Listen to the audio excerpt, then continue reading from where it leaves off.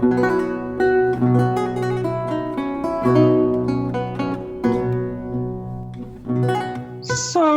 Lucinda, really lovely to be here talking to you about this now. Why is it important that we put this course on for working with teenagers?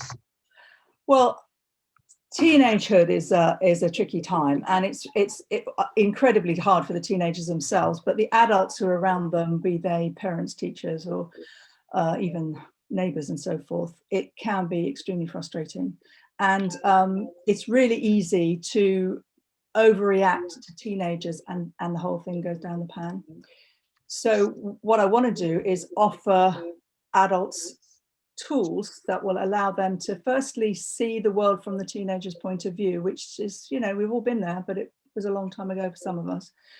But more importantly, actually have some things where I can do or not do this, I can say or not do that, which can make life a lot calmer. Sounds good. And so you were talking about an image of the kind of the caterpillar to the. Do you want to talk a little bit about that? Yeah. The thought I was just having it when I was before our phone call. I was thinking, what is it like to be a teenager? And I thought of the caterpillar who's, as a child, tootling around, having a nice time, eating lots of leaves, and then they go into a chrysalis, because at some point they're going to come out as a beautiful butterfly. But in the chrysalis, they just dissolve into some kind of mush. There's a magical but rather disgusting thing that goes on, and out of the other end comes a beautiful caterpillar, i.e. our lovely adult. But if you think of the teenager as that mess, it's a process. And most people get through it, but we need to be there for them, but also need to guide them. So the adult's job is to guide them, but it's really hard to guide a teenager because they can't stand being told what to do, they can't stand being patronized, they have their own opinions, and so on. So a lot of the course will be about how to engage with that rebellious and moody being who's in your house, perhaps, in a way that you feel confident that gradually they'll get through this process of a couple of years. I think it's a lovely image, because if you blow on the wings of a newly emerging butterfly, actually you create mangled wings and they can't fly properly. So it's that balance between supporting them but not invading them. Boundaries, exactly. Boundaries, but and it's really hard for an adult to go. The teenager wants their freedom.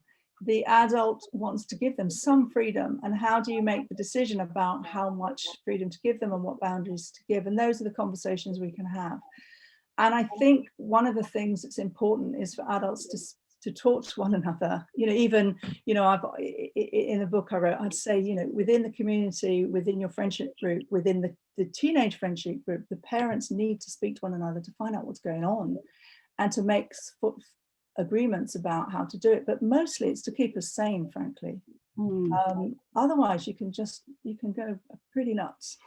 Just the 2 books that you've written on this. I know you've got them there. Yeah, I've got them handy. So this is the one. This was the book that I wrote for parents and youth workers and others, to how to talk to teenagers. And I tried to make it really.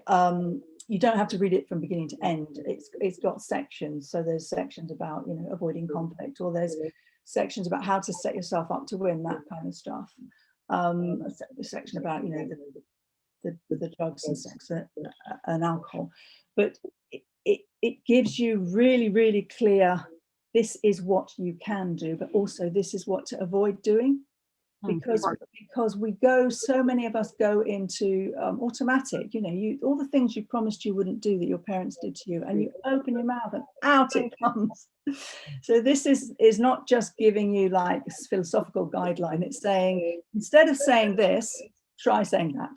Great. And that's what you're going to give them during the course of the workshop. Absolutely. But the thing that came out of that, I had quite a few people say to me, oh, it was all very well you writing a book for adults, you should be writing a book for teenagers. And I was going through, how would I get the teenagers to read that book?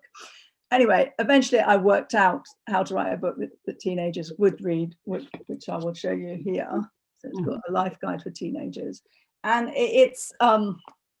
it's in colour. It has pictures, Lovely. and it has one concept per page spread. Lovely. So if they just picked up the book, I said to a friend, she said, "Oh, my daughter's really keen on this, but my son wouldn't want to read it." And I said, "I completely understand. Leave it on the table. Just leave it on the kitchen table." And she reported a few weeks later that he had picked it up, and he had said the bit on self-confidence had been really helpful. And this was a boy you would have had no idea that self-confidence was his issue. Yeah. Lovely. Thank you. Looking forward to the workshop. Bless Great. you. Thank you.